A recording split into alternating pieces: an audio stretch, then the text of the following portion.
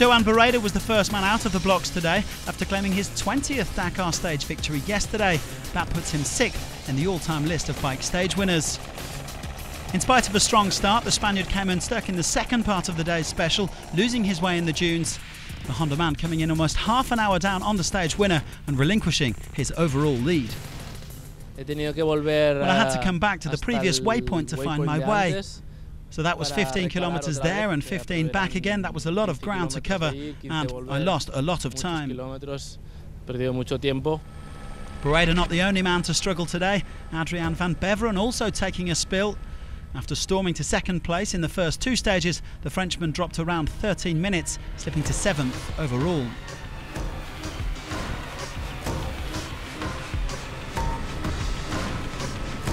His Yamaha teammate Xavier de Sultre also had a few minor issues, as did Franco Caimi.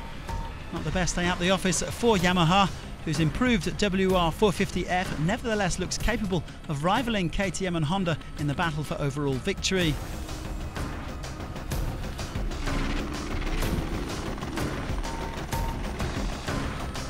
A better morning for Pablo Quintanilla.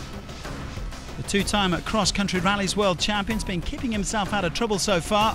He's now up to 3rd overall after finishing 5th on the day's stage, catching up with KTM's Matthias Vorkner, who came in 5 minutes further back in 12th. Not all bad news for Honda though, in spite of Barreda's troubles. American Ricky Brabec showing a good turn of pace to come in 4th.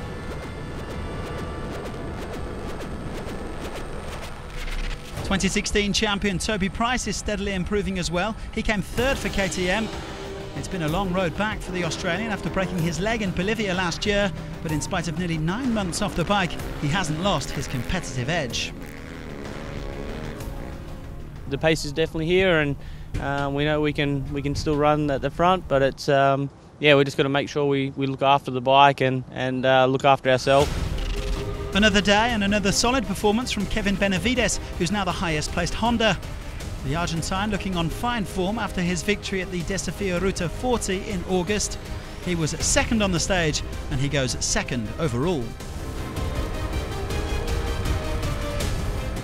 I'm happy. I had a crash on one of the dunes, but it was nothing serious. Then I got stuck on another dune and I had to reverse out. But generally, I'm very happy with this stage performance. I think that overall it was a very positive result. But there was no stopping Sam Sunderland, the defending champion, making it 2 stage wins in 3 days for KTM and reclaiming the overall lead. The Englishman is one of the world's top riders over sand. He claimed back-to-back wins in the United Arab Emirates and Qatar at the start of this year's World Championship campaign. All those years living in Dubai certainly paying off. Not all plain sailing, there was a late tumble there, but Sunderland did enough to win by just over 3 minutes from Benavides. Bike number 1 back in the number 1 spot.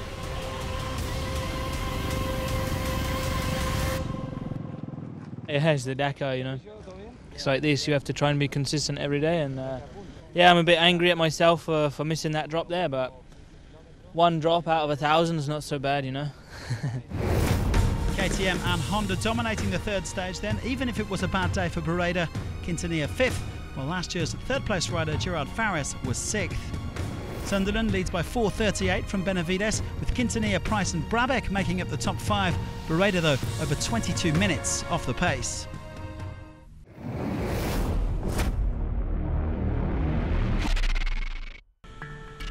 Not your average Monday morning. The cars are gathering before the start of Stage 3. After his success on Stage 2, the former biker Cyril Dupre is in an interesting position. With David, we feel like the bikes today, because we have only their tracks to follow. We're opening the road as the first car, but nonetheless, the good riders will leave us good tracks.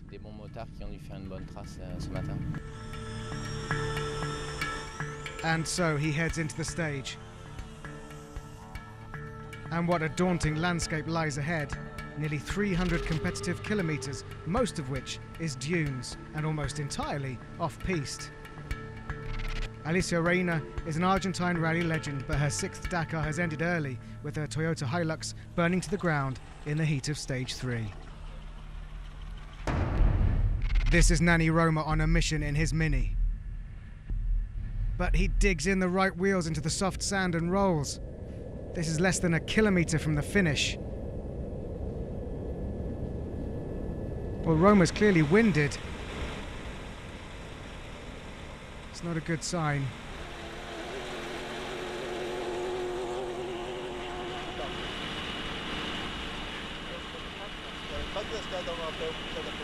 Well, the crew decide to try and finish the stage, but clearly in a lot of pain. They did make it to the end of the stage, losing half an hour, but more importantly, because of head trauma without losing consciousness, he's been sent to the local hospital for checks and will be flown to hospital in Lima. These tricky dunes are definitely not conducive to Loeb's usual speed, especially when he loses his way a little bit. Sebastian Loeb will definitely be looking forward to a change of scenery to make up ground. He's fifth quickest with a time of 3 hours and 17 minutes. Czech rally legend Martin Procop is learning the Dakar quickly. His first was only 2 years ago and he came 14th. Last year he was 11th. For 2018 he's targeting a top 10 finish. It was an up and down day for Despres. He lost time in the first half of the stage, then regained it in the second. Fourth quickest, but as you can see, it is rough going at times. Business as usual for the French master. Stéphane PETERHANSEL knows that consistency is key, and with long-term co-driver Jean-Paul COTTRET, this is exactly the kind of stage where the experience and communication between the veterans can bring rewards. They are second quickest.